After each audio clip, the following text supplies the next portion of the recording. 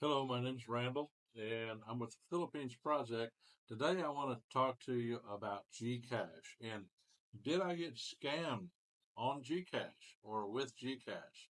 Well, if you don't know what GCash is a money service. It's an app on your phone that you can get. And if I had my phone here, I'd show you, but it's a little blue thing. It says GCash on it. And what you can do with it here in the Philippines, I guess it's in other Asian countries as well, but you can connect a bank to it and you can transfer money to GCash.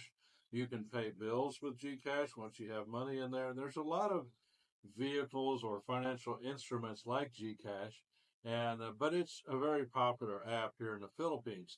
And you can also, and what a lot of local Filipinos do, they'll get paid and then, like, if they want to pay their bill from home, they can do that through GCash. But once they get their pay, they'll go down to a lot of locations. You can go to a supermarket, you can go to Robinsons, you can go to a lot of sorry stores, and they will load money onto your GCash account.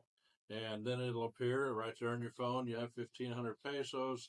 You can go on and find your water bill utility that's hooked up to GCash, and you can pay your water bill without going down to the Palenque or going down to the water department or traveling. Like if I wanted to pay a late bill on a water bill, I'd have to go to Mandurriao in Iloilo City, which is probably a 15 to 20-minute motorcycle ride down there. So it's a financial service that a lot of people, is wildly popular here in the Philippines.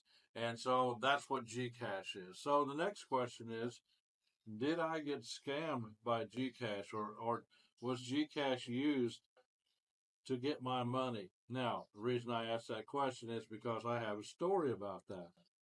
Well, in the last couple of years, I've tried over and over with no success, to be honest.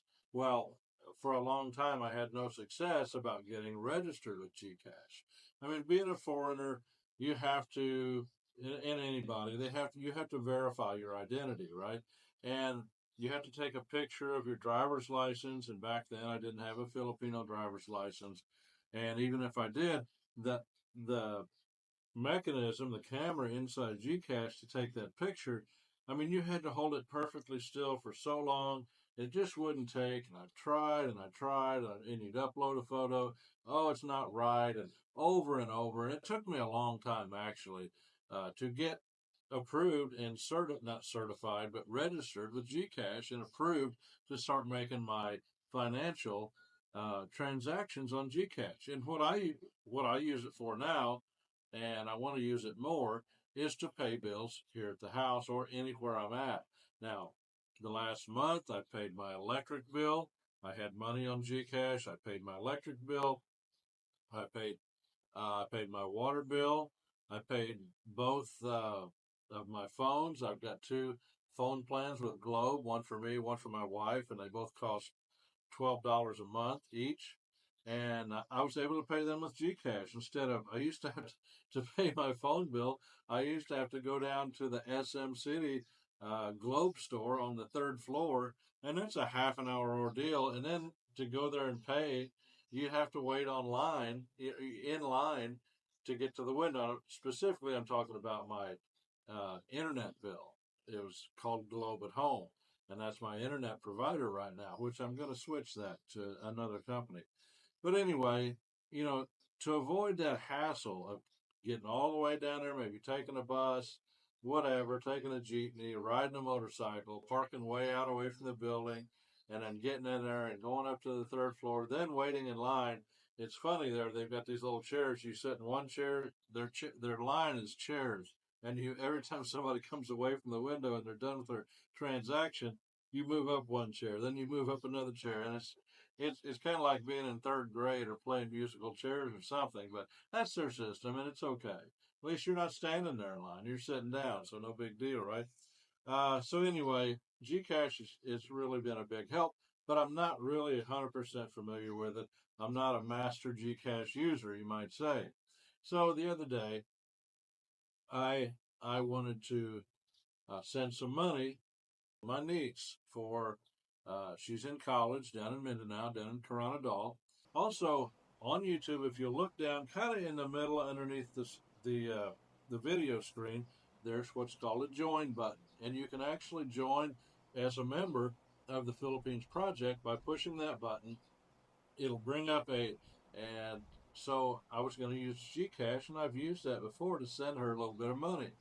So I was going to send her 2,000. She needed 1,000 for tuition, and then we're going to send her another 1,000 pesos for just some expenses and things that she's going to have. She's a really great student.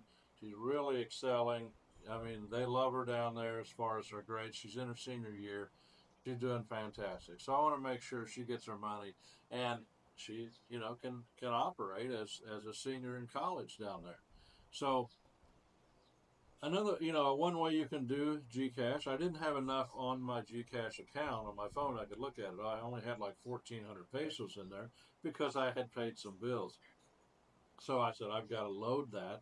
I've got to put more money on there. And I tried to hook up my bank. I've got a bank account with Security Bank here in the Philippines, and it's a peso account. And I was going to just slide some money over on electronic transaction into my GCash, and then just send the money down to my niece. Well, I couldn't get it done, and she needed the money. It was the weekend, and Monday she had to pay her tuition, and so I wanted to do this for her. She's doing a great job. So I go down to 7-Eleven. I know 7-Eleven, they're a major company in the world. Now, if you'd like to support the channel, I would encourage you to go down and subscribe right now if you haven't already done so. Also, if you look down the middle of the video screen itself, there's a little black button that's called Join. I'm now offering memberships to the Philippines Project YouTube channel, and you can support the channel that way. It can be as little as 49 pesos per month, like 100 pesos, and then maybe 200 or 300 pesos, I think. Maybe it's the top level. I could be wrong.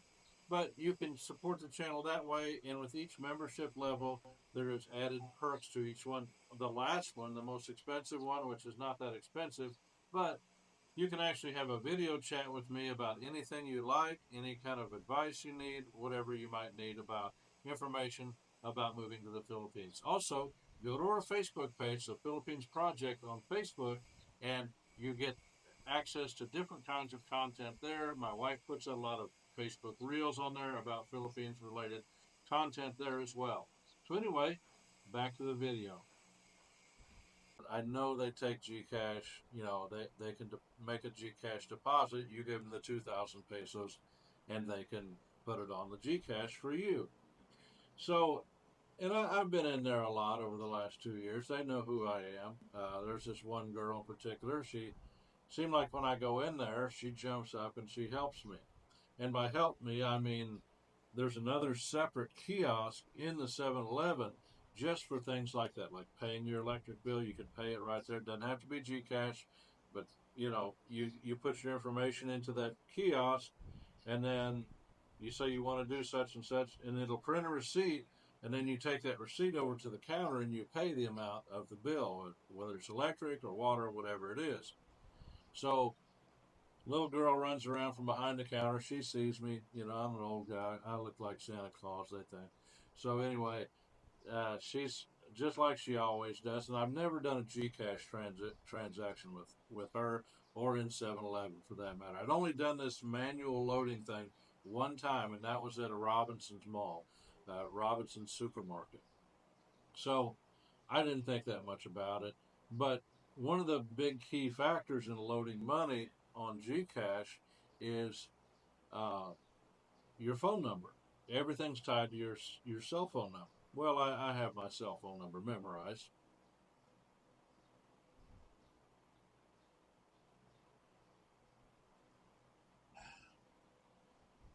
So, she runs around the counter. She goes over to the kiosk, and she says, "Oh, what's your phone number?" And I told her, "Okay, it's you know the digits." She's going down. I'm watching her, and I said, "No, you got to back up, and you got to, it's like this." And so,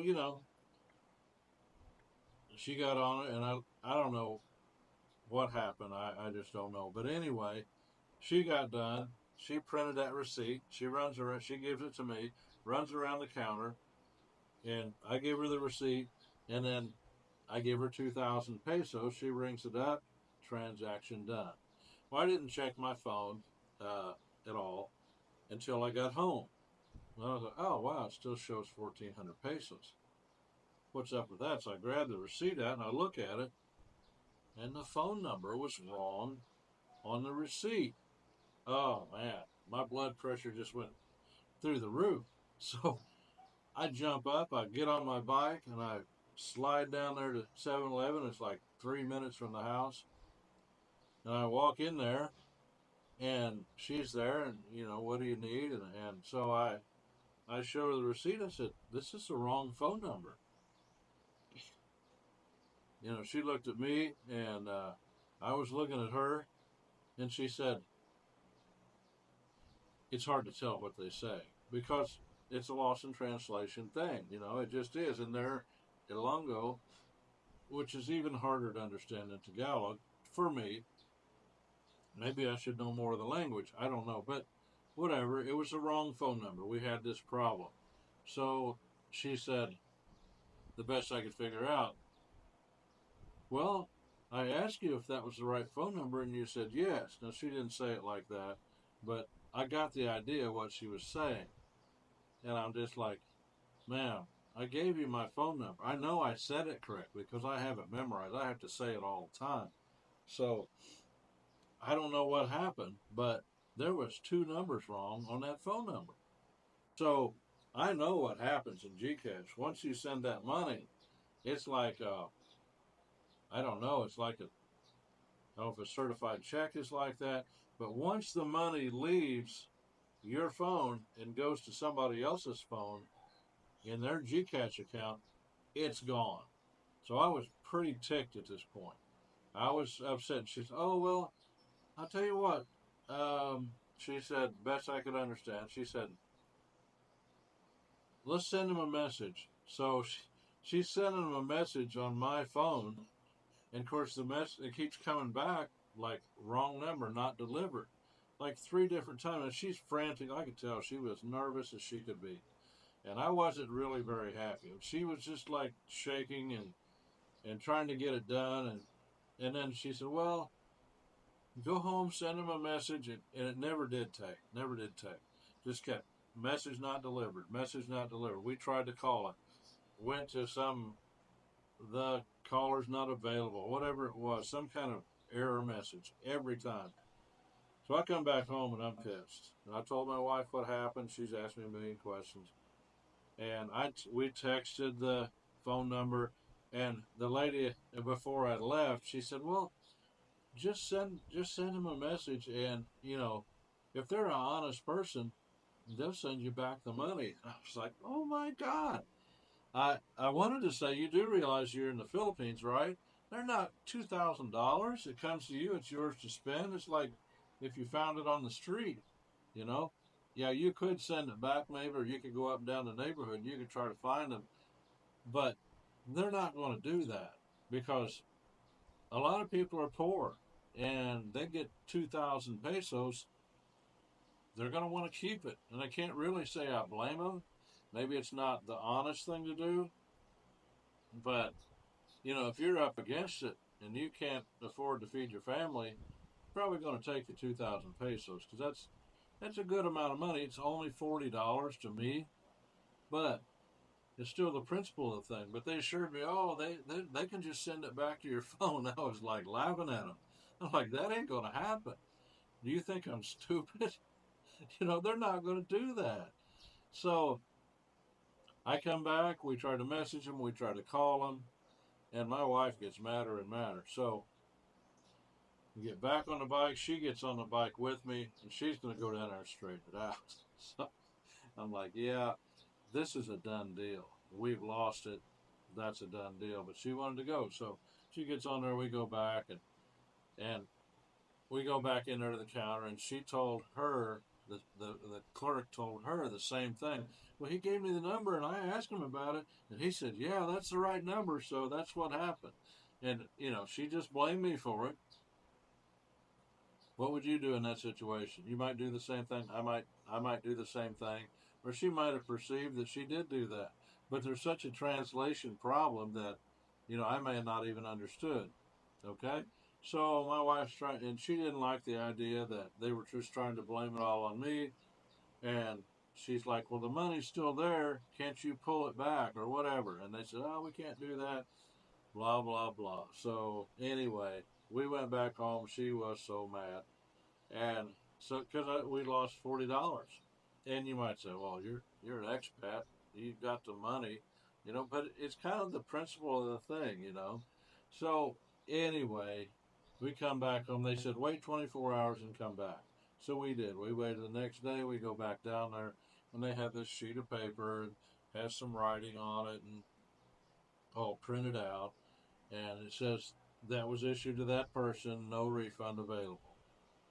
And I'm telling you this story because, I mean, that part of it is the truth. If you send money to somebody on GCash and you get one number wrong, it's going to go to somebody if it's a valid number. What my wife was thinking was it wasn't a valid number and 7-Eleven was just going to keep the money. Well, I don't think the clerks at the store are going to, party with that money. They can't get it. It's in GCash. It went somewhere. If it comes back to 7-Eleven corporate, then, they're just probably going to keep it or whatever. We don't know what they do, but we're not going to get it back. I know that. So she was upset. We went back that next day. She was upset. She couldn't believe it. And I was still kind of upset about it, but, you know, I don't know. It just, the more I thought about it, and she went on, she stayed in Guimaras that night, and I remember sleeping, and then I woke up the next morning, and kind of like you ever get in that half dream state where, you're thinking about your day, but you're half asleep, and I got to thinking about that little Filipina girl in there. She's probably 20, 22 years old, and little bitty thing, and she's been working in there a long time. I don't know how long. But I thought to myself, okay, let's say it's all her fault. Let's say she run around that counter with the intention of helping me out because she's done it several times. That little girl's come around, helped me, paid my electric bill probably 4 to 5, 6 times over the last 2 years. She's run around there for different things. She's always been friendly, and I have no reason to believe that she had any ill intentions. Now, if let's just blame it on her for a second. Say it's her fault, and say